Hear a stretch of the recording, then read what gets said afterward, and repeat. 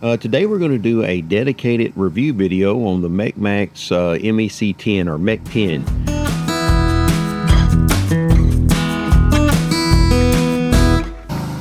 This video is going to be different than a lot of the mini excavator reviews that you've seen in the past on YouTube. And the reason being is, and I mean this as humble as I can, but I see a lot of those guys that are putting out videos. They'll buy a 1 ton or 1.5 ton mini excavator, not ever having used a piece of equipment in their life. It's the first thing they've ever bought, and they don't even have any understanding of how to use the controls or what the machine is capable of.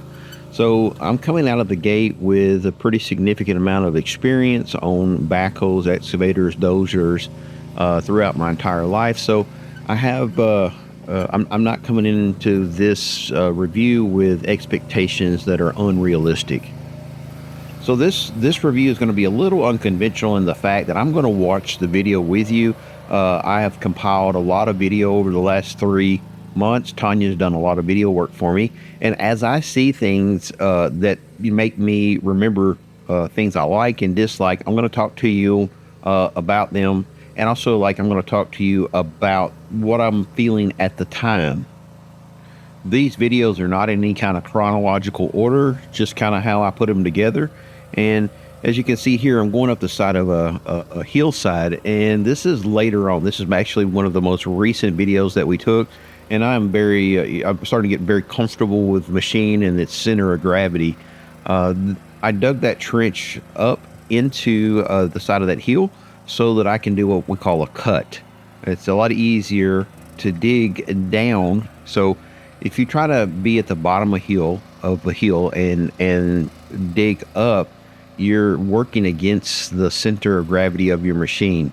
If you dig down, you're actually kind of pulling the mini excavator into the ground, which gives it a lot more digging power and stability. So this review is not going to be all unicorns and rainbows. I'll tell you right now, keep you out of suspense, that I think this is an exceptional value. MechMaxx has put together a really nice unit that is really well built, and fit and finish is good. Honda engine, valves are good, the controls are good. So there you have it up front. I would spend the money on this unit. This unit is made for people like homesteaders, medium landowners, landscapers, plumbers that you're going to bury water lines, electricians that are going to have to bury electric lines. It's perfect for that sort of thing. You can get attachments like a hydraulic hammer. So if you're in a rocky area, you can put the hammer on the end of the mini excavator and bust the rocks up before you dig them out. And now, is it going to, compete with a 20-ton excavator? Absolutely not. That's not what it's meant for.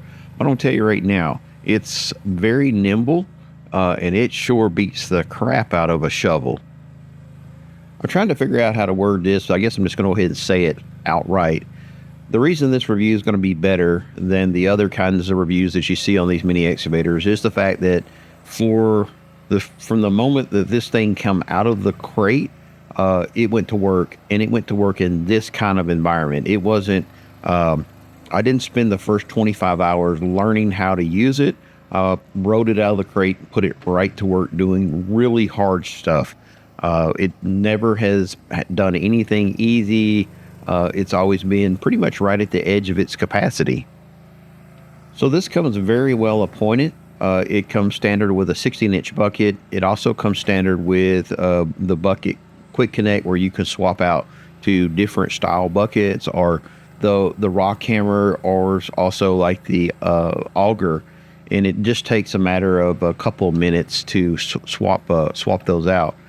It also comes standard with a thumb, and most of the mini excavators in this price point don't come with a thumb. It's something you have to add on.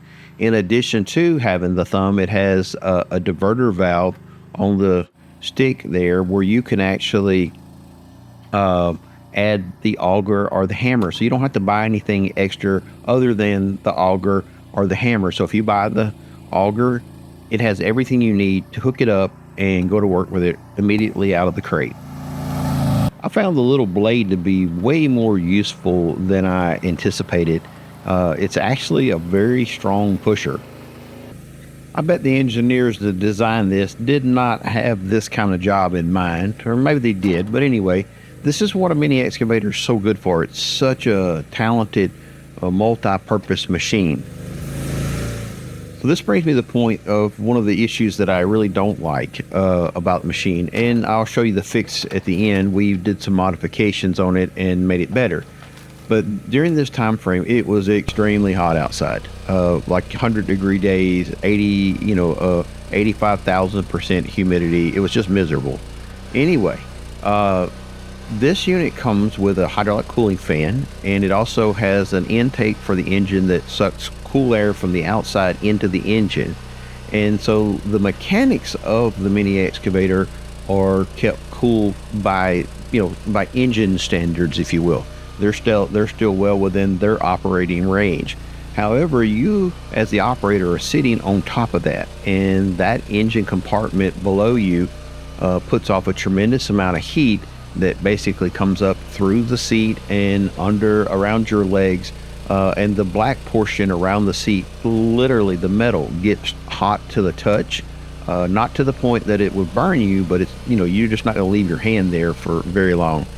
So what I did was I modified it, and I added an additional fan. It was very inexpensive, but it sucks air in between my legs at the bottom and blows cool air into the engine compartment, keeping a positive air flow of cool air in that compartment. It just changed how the unit felt as an operator on hot days. Now, I will say this, probably in the cooler months, you might enjoy that extra heat. Now, this is not a pro or a con, but if you'll notice in this video, the upper canopy is at the height that it come from the factory. And if you'll notice at the beginning of the video that the canopy was much shorter. And the reason I did that, I cut the canopy down so that it would go into my garage at home. And the reason, we have an older home, it's like 45 years old. And, back in the day, they only put the garages about 6.5, maybe right at 7 foot tall. So I had to cut the canopy down so that I could drive, or I could track the mini excavator into my shop to work on it and do maintenance. This may not even be an issue for you. All right, the track width on this thing is really good for several situations, and that is that it'll go through a standard 4-foot gate, so you can track this in behind somebody's backyard. In most situations, it's very narrow, but because it's very narrow, it also makes it feel tippy when you first get it. This is actually the smallest excavator that I have ever operated, so it did take me just a minute to get used to the tippiness, the tippy feel. The reality of it is, though, is that it has a very low center of gravity, so even if you get it up tipped up into a pretty high position, it always comes back down to the tracks, and as long as you're on flat ground. You do have to be aware when you're on a hillside to be smart. Here I'm putting on the auger, and I did add these quick connects. You don't have to do that. You can just screw them on and off. But this is a good example of how the quick connect works. You just set it in place, take your crescent wrench and lock it back. There's just one pin you have to pull out to unlock it, and then again, it makes it really easy. This is where we're digging our deck, and I did a whole video on this, but I just thought this was a good point of, again, how useful the mini excavator is, because you can take and put this auger on, and it's so accurate. Where with the tractor, a lot of times, like if you're using a rear postal digger on a tractor, you're always having to look around, and it's hard to be accurate. With this, this is actually the first one I've done, and I was semi-accurate on the first one, but after, doing 2 or 3, I got very good at, going straight down in the ground. And like I said, we were building the deck here, and the pier joists had to be in a perfectly straight line. So that was very, very important. Now, this auger is an additional purchase at MechMaxx, but I found it to be very, very strong. This is a hillside that we dug out for the cabin, but there are like some pretty severe roots here. And if you're just patient with it and let it grind on through the roots, I thought it did amazing. Now you're not going to dig into rocks. I'll have some genius will tell me, well, that's not going to dig into rocks. Well, it ain't supposed to, but you got those people. So here's another attribute to the auger on the front of the mini excavator. It makes it really easy to stick the auger back into the same hole and just get out the small amount of dirt that's in the bottom and pull that out instead of using post hole diggers by hand to clean out the bottom of the hole. You can see here that I just took out another layer of dirt, which, not perfect, but it sure saves you a lot of time.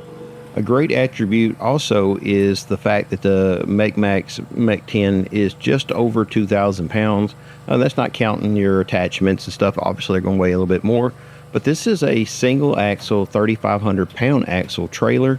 I have no problem whatsoever towing this unit behind my truck. But also, I pulled it to another location using our mid-sized SUV. Now, this means you don't have to invest a lot of money into a trailer to put this thing to work. The thumb is very useful at like transporting material back and forth to a burn pile or something like what I'm doing here. But as you can also see, there is only one speed, and that speed is slow. So that will slow you down. Again, it's something to deal with for the price point. Let's switch gears and answer a question that probably everybody's going to want to know.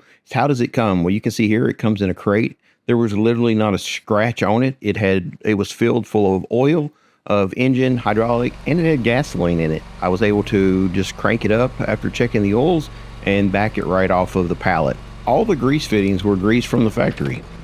When you take the mini excavator out of the crate, it will come set up with ISO pattern for the controls. I am much more familiar with the backhoe pattern, or John Deere pattern, or SAE pattern, as you might call it. So it's easy to switch over. I did a video that's on YouTube if you need to know how to do it. This is one modification I did do. I added this fan through this little access cover. And the reason I did that is, as I said earlier in the video, under the seat gets really hot. And by just adding this little fan, it has really dramatically increased the comfort of using the mini excavator in really hot environments. It was really easy to do as well. If you have a mini excavator and want to do something like this, I made it an instructional video that is on YouTube. Feel free to look it up. For brevity of the video, I think I'll just go ahead and cut to my final thoughts. I think if you're in the market for a mini excavator, first off, you need to find a company that's reputable. When you buy one of these at the auction, you are on your own. There's no support whatsoever. MechMaxx is a reputable company, and they do have abilities to get parts and ship parts to you. There is a 1-year warranty on this unit, but I think if you do good maintenance on it, it's going to last you a long time. The finish is really good, especially for the price point. It's amazing that you can get into a mini excavator for under $8,000, shipped to your door. And again, I think, is it perfect? No, it's not. Obviously, it's never going to compete with a $30,000, $40,000 mini excavator. But I think for your homeowners or your landscapers, like I said, the plumbers and stuff like that need to occasionally bury water lines, and electricians, I think it's an amazing tool and amazing value.